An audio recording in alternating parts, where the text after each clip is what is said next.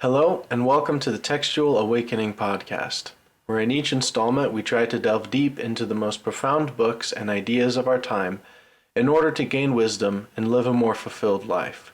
My name is Jake Taylor, and I will be your host. Today I will be conveying some of the thoughts I have had about the Mormon conception of Zion and how the Law of Consecration differs from the Marxist style, socialism, and communism. Fundamentally, I think that Marxism and Zion differ in their conception of how social change occurs, where Marxism posits that what I call an outward-in approach to improving people's lives, where the outward society is manipulated to bring benefits inward to the individual.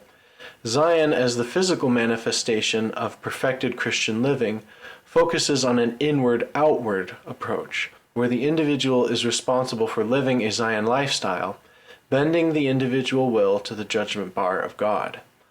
As each individual member of a gospel-centered community looks inward to change their behaviors and attitudes, the outward goals of eliminating poverty, fostering meaningful community relationships, those things come into being spontaneously without coercion, a problem which has plagued Marxist revolutions since the publishing of the Communist Manifesto. Now, before I really get started, I'd like to lay out some caveats. First and foremost, I am an active member of the Church of Jesus Christ of Latter-day Saints, commonly known as the Mormon Church. I will refer to the church I ascribe to either as the Church or as the Mormon Church. They're simply mental shortcuts, a heuristic to keep my message as succinct as possible. But I recognize that we do not worship Mormon as any sort of deity, nor do I think that my church is the only church worth attending or studying in the world. My goal with this podcast is not an explicit effort to convert anyone, though I hope that I can dispel some stereotypes over time cast on my church and pique your interest as a viewer in the often overlooked profundity of the Mormon Church and its doctrines. Second, I am by nature a layperson in nearly all the topics I address. I have a bachelor's degree in genetics from BYU, but I do not have any such qualifications in regards to religious studies or political science. I simply love to read and research, and I hope that my arguments are coherent and well-founded enough to hold up under scrutiny. But I make no appeal to any sort of intellectual or theological authority on my part. I'm just a regular person who thinks way too much about everything, and I need a place to get my thoughts out. Lastly, the purpose of this episode, and my podcast more broadly, is not to disparage any political position outright. I hope that any of my leftist friends out there will be pleased with the description I give of Marxism, whether or not they agree with my criticisms. Just as I hope my conservative viewers will refrain from thinking I'm some sort of leftist socialist guy myself simply because I don't take easy pot shots at Karl Marx's ideas. I hope that we can all remain civil together and create a community, however small, of people engaged with the great minds, ideas, and literary works of human history without descending into tribal warfare in the comments section. So with that out of the way, let us begin with a brief summary of classical Marxism, or rather classist Marxism. I understand that there have been many advancements in leftist thought since Marx's Das Kapital, and that class is not the only axis of oppression addressed by a modern leftist thought, but simply put, I have to start somewhere, and I may as well start at the beginning. I've wasted too many months trying to decide where to start on this discussion, so I will start with this. Karl Marx and Friedrich Engels lived and wrote during the mid to late 1800s, the height of the Industrial Revolution in the West. They saw the truly abysmal state of affairs for many of the industrial workers and the labor force, and its stark contrast with the ever-swelling wealth of the business-owning class. Older aristocracy was on its way out, making room for a new ruling class of socio-economic elites that Marx named the bourgeoisie. This new economic class exercised private property rights in the pursuit of capital, a type of property which facilitates the creation of more new property, like a printing press or a steam engine, something of productive capacity. Instead of the divine right of kings or the distributed voting power of a democracy, Marx claimed that this new property-owning bourgeoisie governed society, but in a slippery and sinister way that wasn't explicit. You see, to Marx, the bourgeoisie only continued to exist and grow wealthier because they maintained an exploitative relationship with their employees, just as lords had exploited their serfs for generations before them. The rouge was that now industrial workers were not slaves in the legal sense, but rather wage slaves in the virtual sense. They relied on their employers for monetary payment in exchange for their labor, a fragile relationship that stripped the industrial worker of all satisfaction from their craft, inherent to the self-sufficient artisan or farmer.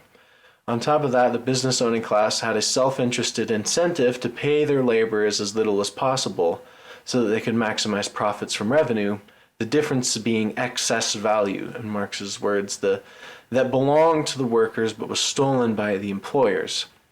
In an act of description more than prescription, Marx said that these industrial workers would eventually rise up, seize the means of production for themselves, and dictate their own destiny as a class of unified laborers, freed from the exploitation of profit-seeking capitalists.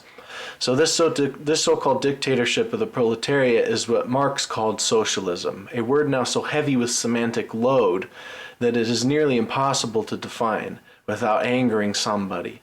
So to Marx, socialism was a necessary step in the pursuit of communism, or the perfected political state, in which no one's needs were ever left unattended and no one's personal vision or labor were denigrated or exploited. So socialism, in its strictest sense, is not a welfare state built off of heavy taxation. Socialism is the society-wide ownership of capital, where the direction of the economy is determined not by a free market or an individual business owner, but rather the collective of all people living within the socialist state acting together.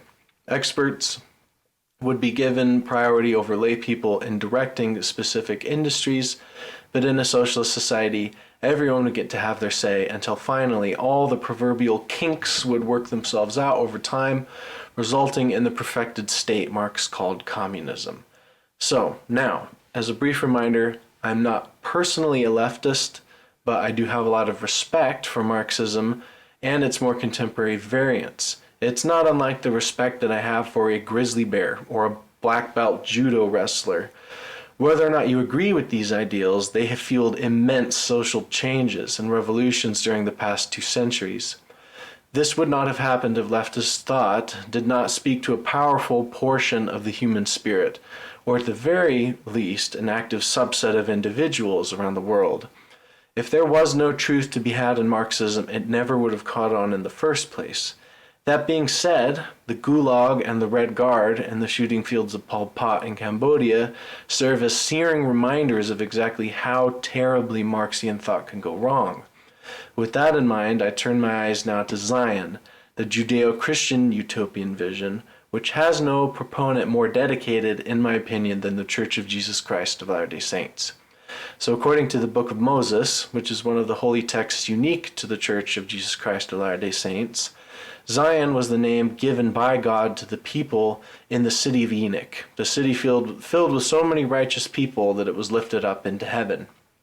And the Lord called his people Zion, because they were of one heart and one mind, and dwelt in righteousness, and there was no poor among them. So that's Moses chapter 7, verse 18. There is much to be said about Zion as a topic, much more than one podcast could ever encompass. But the last phrase in the scriptural verse has always intrigued me, and there was no poor among them. This is certainly one of the major aims of socialism, the elimination of poverty and class division.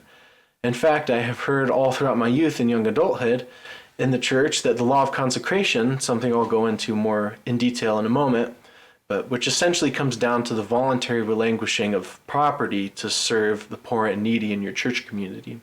So I've heard all my life that the Law of Consecration is actually just communism directed by divine revelation instead of an economic planning committee.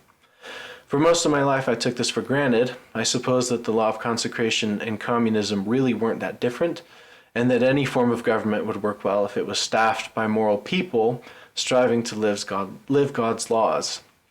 However, the more I learned about Marxism as I grew older, including the carnage and death left in its wake of the communist states in the 20th century, the more I was convinced that some sort of fundamental gap separated Zion/the Law of Consecration from socialism and communism.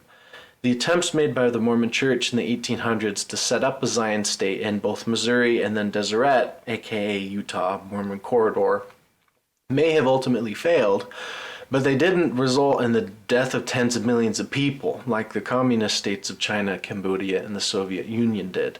Not to mention Cuba, Venezuela, the communist socialist states of Africa, etc. So for two systems of thought focused on seemingly the same goals, where exactly did they diverge to such catastrophic ends? This brings me to the outward-inward dichotomy that separates what I call materialist utopian visions from the spiritual utopian vision of Zion. What I mean by materialist utopian vision is any political or socioeconomic system or scheme that rejects the divine, purports a scientific rationale for its inevitable success, and focuses strictly on the material conditions of the people living in that state. This includes not only Marxism, but also fascism, anarcho-capitalism, the hedonistic New Left movement of the 1960s, and really any other ideology that focuses exclusively on revolutionizing social institutions towards the explicit goal of an ideal society. These ideologies may seem like they have little in common. Truly, no anarcho-capitalist would think that they sit in the same ideological framework as a Marxist. But hopefully over time I can show exactly why I think they're all cut from the same cloth, namely the worldview of the left cerebral hemisphere as explained by Dr. Ian McGilchrist in the book The Master and His Emissary. For an explanation of this, see my video giving a summary of this book. I'll put a link to it here in the video. It's a summary of the book, The Master and His Emissary, by Ian McGilchrist, the psychiatrist. So back to the outward-inward dichotomy. Marxism tends to place the power for a community's outcomes on the current political and economic structure of society, what Marx called the superstructure. I hope I'm getting this right, but Marxists, correct me if I'm wrong, but that's the superstructures, the current political and economic structure. So if the base assumptions of private property rights were erased and all people were liberated from the constraints of survival, then a new superstructure would naturally emerge, resulting in communism. So that's Marxism. The Zion vision of a people perfected in God places responsibility first and foremost in the individual soul of the person dedicated to walking the covenant path. Certainly attention is given to the outward structure of society. The Mormon Church is particularly well organized in and of itself. So obviously social organization is important to the Mormon Church, but the initiation point is not revolutionizing the external world like it is for Marx. The doctrine of Christ, namely faith in Jesus Christ, repentance, baptism, confirmation to receive the gift of the Holy Ghost, and enduring to the end, or in other words staying true to the commitments made to God in all stages of life. These 5 steps which make up the doctrine of Christ center around the individual as the locus of both control and relationship to the divine, which, if nothing else, is at the very least a conception of what is most universally considered good. So baptism represents the death of the old man or woman and the rebirth of a new individual, a person willing to plunge into the murky depths of their own soul, under the water of what is remaining unconscious, and re-emerge dedicated to that portion of God's will which has been given to them to understand. This is the entry point and what we in the LDS Church call the covenant path. It is purely individualistic to start off with, something done for an individual person's salvation. Then, confirmation to receive the gift of the Holy Ghost, the second step in the covenant path, puts the individual on a personal mission to listen to the guiding voice of their conscience and put its promptings at a higher priority than their base emotions and desires.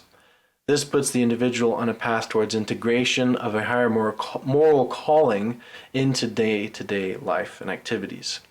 Next, for men, the priesthood of the Mormon Church is focused with outward service, starting with the Aaronic or lower priesthood offices of deacon, teacher, priest, and for some people, bishop.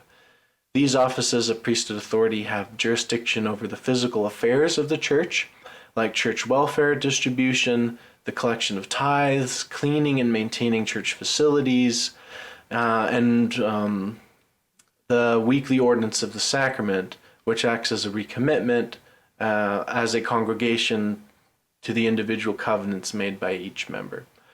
This is a step outward toward the community, but then the next phase of the priesthood, the Melchizedek or higher priesthood, deal with the spiritual aspects of a church community, like the ordinances performed in the temple, which is very community-based. Going through the temple at all, you go through the temple as a group. It's not just as an individual person.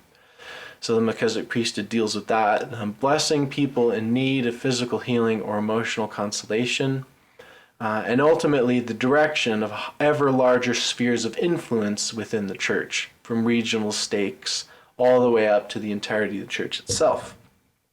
The same priesthood is held by local Mormon missionaries as is held by the prophet himself. They only differ in the office that they hold within that continuum of priesthood responsibilities. So for all members aspiring to live the covenant path, the temple covenants of the initiatory blessings and the endowment are necessary steps in the process of integrating the divine in our character. The promises made and given in the temple follow the same general pattern of inward, outward, from an individual to the community, culminating in the commitment to live the law of consecration, which itself is the code of conduct, so to speak, for a Zion society. This, along with the sealing ordinance, where husband and wife are bound together as the fundamental unit of Zion and society writ large, and in the gospel framework of seeing the world, they are the highest and most sacred acts performed in the temple, and therefore in the entire Church of Jesus Christ of Latter-day Saints. Now, the stance of the apostles of our church regarding Zion and the law of consecration is currently a lower standard than it has been in the past, and not without good reason. Some of the Mormon pioneers were asked by church leaders at the time to truly live with everything in common, all property in common, like the law of consecration asks for, a duty not required of us as modern members of the LDS Church.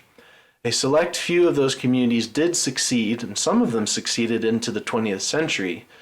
A very select few, but most of them did fail, ending with bitter rivalries and documented quarrelings over things like who gets the best cream from the milk cows.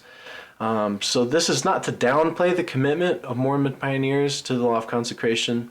More, it's to remind all of us who strive to live the covenant path of how much will eventually be asked of us, and then even the dedicated salt of the earth pioneers who gave up everything to show their dedication to the Lord, traveling across the United States. Even these people struggled with the law of consecration. Zion is by its very nature exclusionary, not based on any characteristics like race, gender, economic class, even personality, but rather strictly exclusionary based on principles of behavior and attitude. Pride has no space in Zion, which is very difficult to live up to. So in sum, the Mormon Church takes an inward-outward approach to achieving its fundamentally utopian vision of a Zion society, focusing first on individual responsibility before God to conform behaviors and attitudes to a high bar of moral ethics before reaching outward into the community. Obviously, it's a give and take. It's not just cut and dry, black and white, and no church member is expected of moral perfection before giving service to others. That being said, it is apparent, at least in the ideal church, that more responsibilities to act in the community are given to people as they demonstrate that they're dedicated to the moral commitments that they've made. I know that people may have qualms with that, and there are plenty of examples of church leaders who aren't living up to every jot and tittle of the law. I get it. I have come across frustrating church leaders myself, and it seems like hypocrisy, but on the whole, the more someone is dedicated to living the gospel life, the more responsibilities they're given over other people and their journeys along the covenant path. So, but in contrast to the Marxist, busying oneself with any moral creed, particularly a religious one like the Zion Vision, is simply playing right into a counterproductive system of shame and oppression that keeps people from transforming their society to beneficial ends. Religion is the opiate of the masses in Marx's eyes, something which I will elaborate on in later episodes. So to me, the ultimate downfall of Marxism's outward-in approach to social change versus the slow, painful, but lasting change built up by a religious community engaged in moral life together in an inward-outward approach is summed up by this argument. So consequentialism claims, it's a philosophical stance, I guess. It claims that under circumstances that result in a quote-unquote higher good, the ends do indeed justify the means. So many, if not all, Marxists at some level believe in this stance, that the ends of communism justify the means of revolution, no matter how destructive. This might be appealing to those frustrated by the inherent unfairness and hypocrisy latent in society and maybe impatient with the slowness of social change. But what if the question is phrased all wrong to begin with? I do not think that the ends always justify the means, nor do I think that the ends never justify the means. Again, things are never quite that cut and dry, but I think it's the wrong interpretive framework. I believe that the means are the ends in and of themselves. So let me explain that. So in the inward-outward approach of a Zion life, it is not necessarily what we do in our life that brings us closer to God, but how we do everything. Of course, there are some things that are out of bounds in the moral code, like extramarital affairs. Murder is going to be out of bounds. And for active members of the LDS Church, indulgence in alcohol and other psychoactive agents is also against the rules, so to speak. But for most people's lives, they're not constituted by an endless sequence of hedonistic moments. What we pursue for a vocation, the relationships we maintain with friends and family, what we do in our leisure time, all these things make up much more of our life than simply avoiding breaking God's commandments. And for the most part, I don't think God really cares what we do day to day, in the sense that doctors are not inherently more quote-unquote Zion people than an electrician, for example. I certainly hope not, because I am not a doctor. Currently, I'm a farmhand at a fruit orchard, so I'm definitely not high up on the class ladder, and that doesn't matter in God's eyes in terms of my eternal worth. I also don't think that God cares if you like to paint or hike or listen to music, play video games, or, in my case, talk into a webcam for fun. So for the most part, it isn't what we do in life that matters. It's how we do it. The means are the ends in and of themselves. It's the howness, not the whatness of life, that brings us closer to an integrated self and a more cooperative community. There's obviously much more to say on all of this, and I will in the future. But I hope you liked this first installment of my own exploration of what separates the concept of Zion, as understood by the Mormon Church, from the myriad other utopian projects that have captivated humanity over the last couple hundred years. So next time, I plan on diving into the philosophical and even neurological underpinnings of both Zion and Marxism, stemming largely from the book The Master and His Emissary that I referenced a bit earlier by Ian McGilchrist. If you haven't listened to my summary of that book, check it out. It's here on my channel. Again, that link is here on the video. So consider subscribing to my channel if you found what I had to say today interesting. Share it with family and friends. And I think it's time for a textual awakening of our culture. A reemergence of the wisdom held sacred in the best books the world has to offer.